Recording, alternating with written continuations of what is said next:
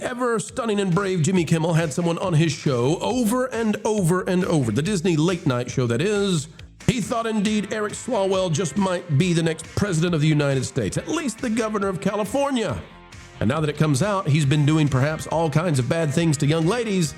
Jimmy Kimmel has made a stunning admission of saying anything whatsoever about it. Today, we'll shine doubt on whether or not Jimmy Kimmel really wants to talk politics or just slime the same side on Disney's airwaves every single time.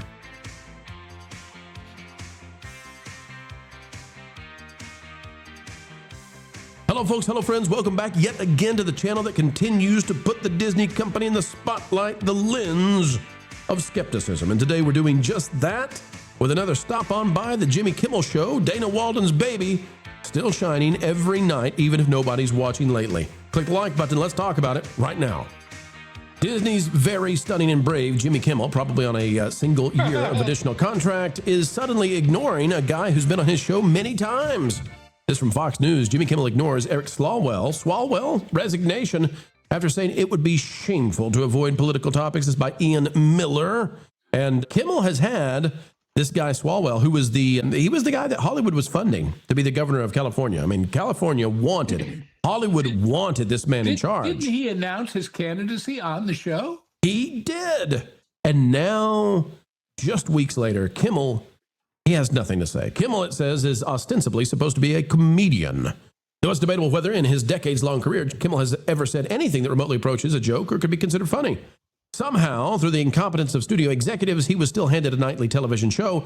This show, with its gigantic budget, initially started as at least an attempt to make people laugh. Over time, however, Kimmel has increasingly become unhinged and extreme. Instead of clever humor, writing comedy, it's effectively a far-left MSNBC show that's even less funny and entertaining, as we have said. Indeed. Going down one more paragraph, it says, still, his turn to left-wing politics would be one thing if Kimmel attacked both sides with any regularity. But in a recent interview with Michelle Obama, he demonstrated proud defiance and accidentally revealed himself to be a tremendous hypocrite in the process. How? During the interview, Miss Obama praised him for turning his comedy show into a political lecture, saying it was a brave, important decision to make. Kimmel, always happy to pat himself on the back, agreed. Quote from Kimmel, "It just seems obvious and unavoidable. I can't imagine on those nights talking about anything other than what we are talking about." He said it would be embarrassing and shameful not to address what's going on in the world. There's just one problem. Now that his buddy Swalwell, the Chinese spy scroupidour, now that he has dropped out of the California race, Kimmel is, well, silent on the matter. Here's Kimmel from the interview. Here's what Kimmel had to say. I just can't imagine on those nights talking about anything other than what we are talking about. I think it would be embarrassing if we didn't talk about this stuff. It would be shameful. And to say that, well, your job is this, it makes me, I bristle at that because first of all, don't tell me what my job is. My job is whatever I decide my job is. Your job's going to wrap up in about a year. Kimmel here is on the Michelle Obama thing. Will Kane is sharing this, so he's got it on the Will Kane show. That's a lot of meta to get to us, but here we are again. This guy, he's just such a screw loose for Disney, and yet they put up with him because of the celebrity support that he has. Now, surely he's got to go. Sure, but here's the interesting part about who he's interviewing. Let us remember that when they first said they were dropping, Mr. Dancing Syringes, my mind is going. Colbert. Colbert. They said the show is costing, $100 million and it's making 40 or losing 40 or something. It's a financial decision. When they dropped him, they said, this show costs too much money. It's a financial decision. And nobody bought that excuse for either one. Do you know who just had their contract not renewed for financial reasons? Michelle and Barack. They had a first look deal with Netflix that is not going to be renewed. It's announced this week. And so nobody's complaining. Nobody's saying, oh, you're just doing it for political reasons. Here's the story if you need it. But it's because the economy of all this is drying up and the influence is wearing out. And remember, a first look deal is a real good deal because what it is we'll pay you $1 zillion that will cover basically all of your staff and your overhead to show us something. And if we don't like it, you can then shop it to somebody else, having paid the freight. That's what they've had for 8 years with Netflix. It's over, baby, over. So I suspect that although history says, oh, the midterms go the opposite way, blah, blah, blah, blah, blah, lots of people are smelling that it's not going their way at this time. And we might be in for a continued world of wonder after the election. Lauren, it's one thing for Jimmy Kimmel to be biased. He always is. We know that. It's one thing for Disney to allow him to continue to be biased in a way that has destroyed late night. They are. They have been. We know they will.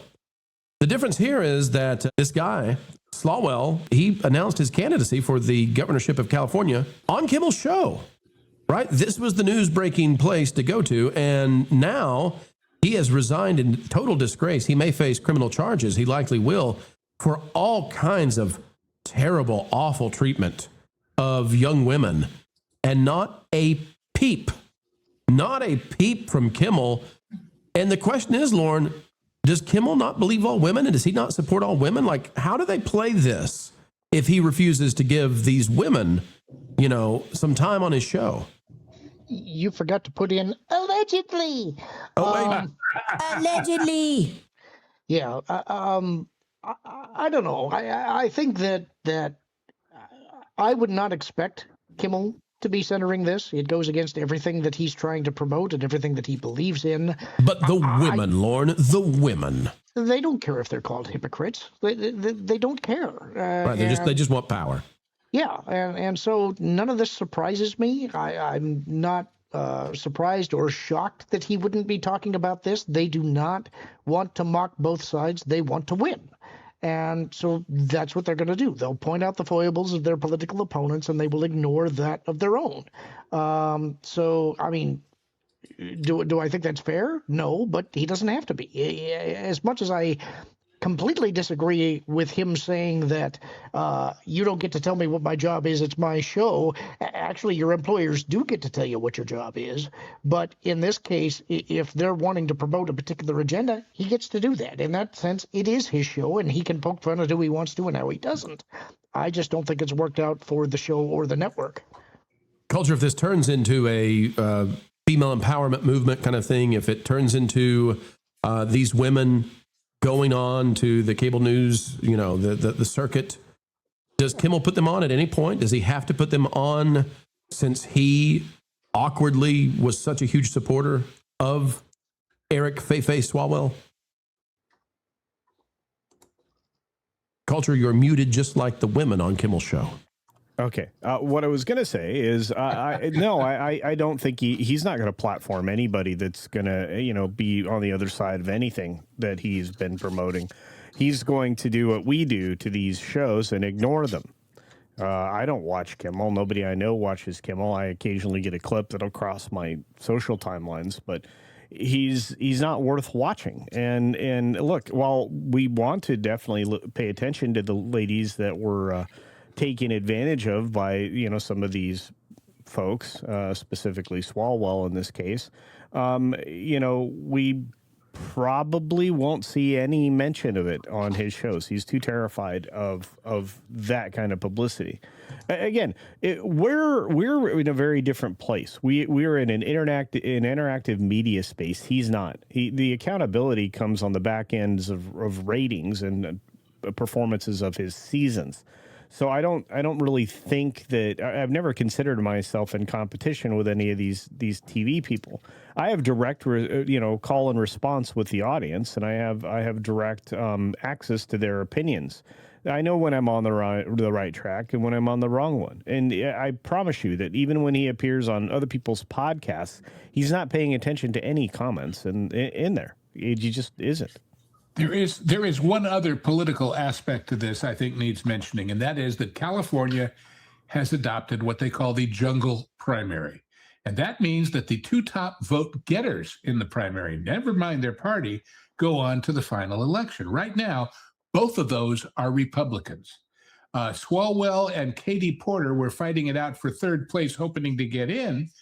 But the obvious point is, with Swalwell gone, Kimmel can't suddenly jump to Porter, because if you'd have backed Porter in the beginning, she would have been there already. he's already built an enmity to the Porter camp by having backed Swalwell. Boy, So I think she's crazy. he's gonna lay low and ignore the whole California election, and then complain when a Republican gets in. But Lou, and you would know, somebody like Porter is so unlikable, not just with men, but with women. I mean, I can't imagine her being appealing. I mean, nobody's going to be Governor Goodhair again. Well, they're going to use fear of Republican as their only That's not going to work. platform. It's no, not going to work. Not with the lady who dumped scalding mashed potatoes on her husband's head and beat up staffers. But hey, you know. She's crazy. She's crazy. So maybe she does belong with Kimmel. Maybe that's the way to go all along. But I'm just saying, there's a wall there because he didn't back her. He backed Swalwell. Animosity already there. And if she comes, suddenly switch. maybe she comes with all the women making the accusations against Mr. Feifei himself. We shall see. Helping Hollywood produce a product that you want to consume. That's what we do each and every day, folks. And this time, it's time to, well, say goodbye. We know, but don't cry. No, for we will have more videos on the way. We love to bring those videos and that information. And by the way, if you'd like even more, consider going to the Patreon page. It's www.patreon.com/WDW Pro. It's where we put out stuff exclusively there that we simply can't put out in other places for whatever reason, be it because it's too spicy or because, well, perhaps we're working to corroborate it. But you can find out things early and first over there.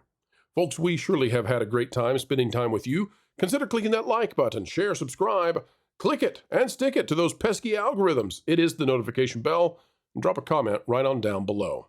Until the next time, keep learning, keep growing, and keep having fun.